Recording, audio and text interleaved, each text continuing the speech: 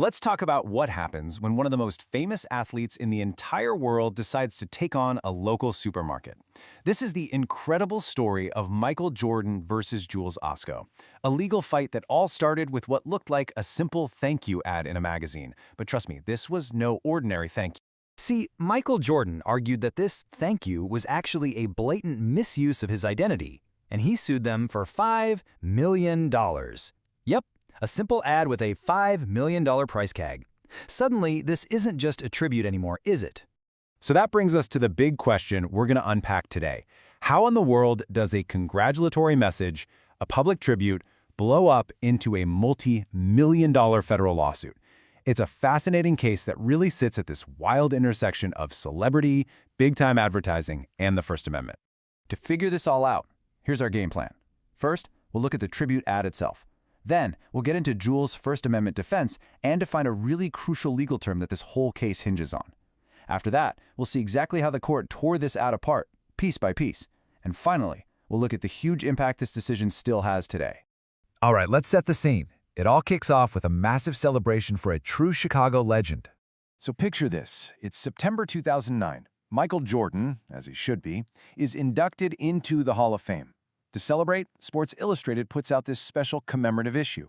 The supermarket, Jewel, agrees to sell the magazine, and in return, they get a free full-page ad. They run their tribute, and almost immediately, Jordan's lawyers come out swinging with that massive lawsuit. So what was actually in this ad that caused so much trouble? Well, it had a clever headline, a shoe-in. Get it? It praised Jordan as a fellow Chicagoan. But, and this is the important part, it also had a huge can't-miss-it Jewel-Osco logo, their marketing slogan, and a picture of basketball shoes with Jordan's number 23. It was this mix of congrats and come shop with us that landed them in some serious legal hot water. Now here's what's so interesting. Jewel's defense wasn't about whether they used Jordan's identity. I mean, of course they did. Their entire argument, their whole case, was built on the First Amendment and the right to free speech. So the whole case really boiled down to this one question. Was the ad non-commercial speech or commercial speech? Jewel argued it was non-commercial, like a news story or a public salute, and because of that, it should get full First Amendment protection, which would kill the lawsuit right there. But Jordan's team said no way. They argued it was commercial speech, an ad, plain and simple, which gets way less protection. The entire $5 million question depended on that one single distinction. Okay, so what is the legal difference between commercial and non-commercial speech? To get to the bottom of that, the court had to dig through decades of First Amendment law. Now, at its most basic level, the Supreme Court has a really simple definition. Commercial speech is speech that proposes a commercial transaction.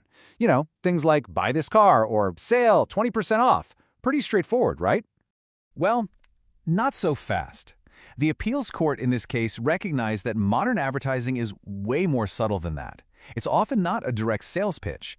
An ad doesn't have to literally yell, buy this now, to be considered commercial. So, that simple definition, it's really just a jumping-off point. For these tricky cases where you've got a tribute all mixed up with branding, courts use something called the Bolger test. It asks three pretty simple questions. 1, is it an ad? 2, does it mention a specific product? And 3, this is the big one, was there an economic reason for putting it out there? So now we get to the really good part. How did the court take these legal ideas and apply them to Jewel's actual ad? And let me tell you, the court did not pull any punches.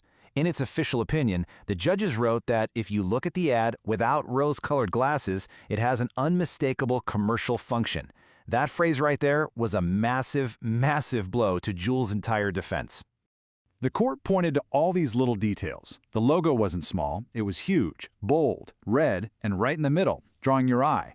The slogan, "Good things are just around the corner," was woven right into the tribute text. The court said the real goal wasn't just to say congrats, it was to take all those warm, fuzzy, positive feelings people have for Michael Jordan and wrap the Jewel brand up in them. And get this, the copywriter who worked on the ad even admitted she thought it was too salesy. You can't make this stuff up.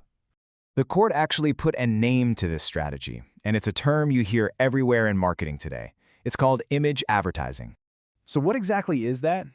Well, it's not about trying to sell you a specific item right then and there. It's about selling you an idea, a feeling, an image of a brand. And the court used a perfect analogy to explain it. Think about those big, emotional commercials you see during the Olympics. You see a famous athlete, you hear the inspiring music, and then boom, a corporate logo pops up.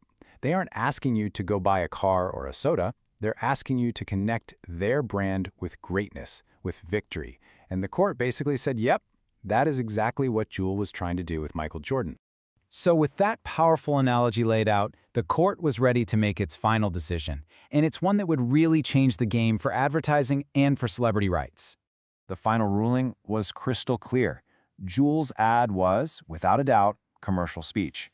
That meant it was not entitled to full First Amendment protection, and Michael Jordan's lawsuit could move forward. So what's the big takeaway here? Well, this ruling made a few things very clear. An ad is still an ad, even if it doesn't say buy now.